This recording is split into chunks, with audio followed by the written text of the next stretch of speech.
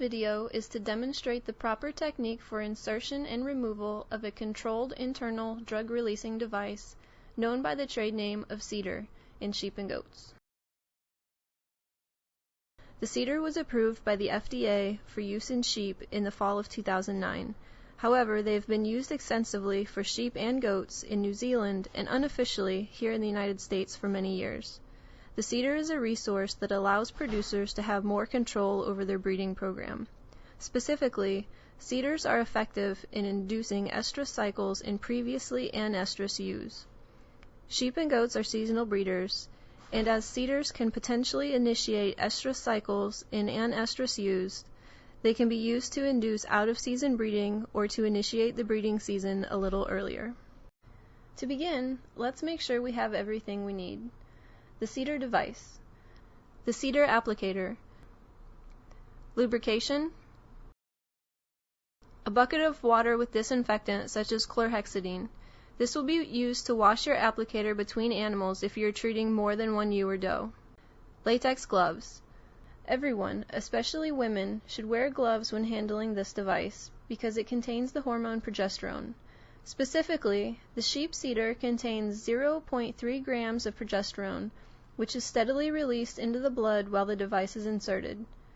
It should be noted that bovine CIDRs should not be used in sheep because they contain a greater amount of progesterone, which is not suited for sheep and goats, and they are physically too large for the smaller anatomy of sheep and goats. The tail of the device has a plastic knob on the end. You may want to cut this off. If your ewes are in a confined space, other sheep may become bored, chew on the tail of the CIDR, and pull the CIDR out prematurely. However, if ewes are being maintained on pasture during the breeding season, this is less of a concern. Additionally, some producers like to mark the end of the tail with a bright-colored fingernail polish or other enamel. This allows the producer to see the device easily from a distance to ensure it has not been pulled out. Now that we know what supplies we will need, let's talk about how we are going to use them. First, we are going to load the CIDR into the applicator. Fold up the wings of the CIDR and insert the device into the applicator with the tail through the slot. Next, we are going to wipe the area around the vulva of the ewe or doe to make sure that no dirt or debris is introduced into the vagina. The last step is to apply lubricant to the end of the applicator. Now we are ready to begin. With the ewe or doe properly restrained, you will insert the applicator. You do not want the device parallel with the ground when you insert it. The applicator tip should be pointing up slightly so that it is being inserted at a 30-degree angle. Although unlikely, this is to avoid placing the CIDR in the urethra of the animal.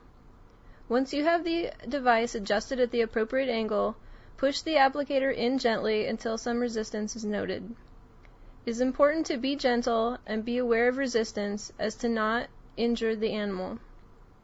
Once inserted properly, you will squeeze the applicator handle to release the device and then remove the applicator.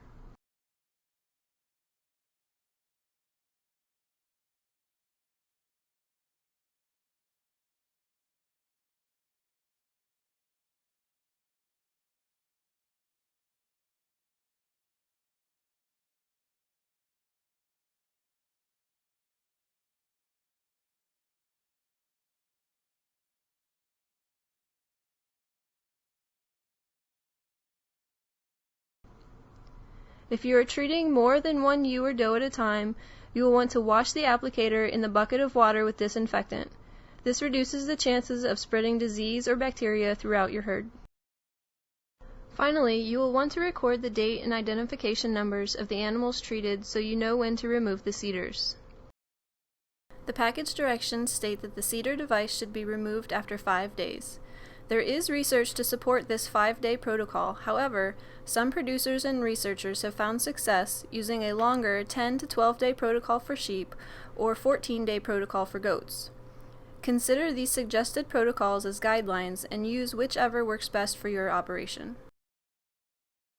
If you are treating a large number of animals, you will want to stagger CIDR removal so that your ram or buck is not overwhelmed and can cover the females that are ready to breed. When it is time to remove the device, simply pull it out by the nylon tail. Sometimes the tail will not be visible. In this case, you will need to verify if the device is there or not. Once removed, the cedar should be disposed in a sealed bag. Used cedar devices still contain progesterone, so they should not be disposed of in the trash.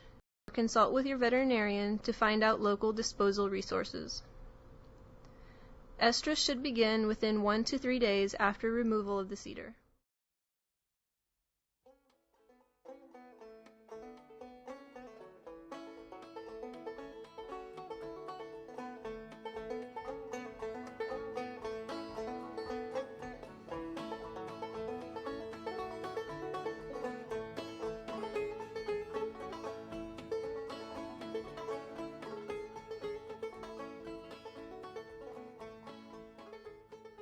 This presentation was a production of the Animal Science Department at Purdue University.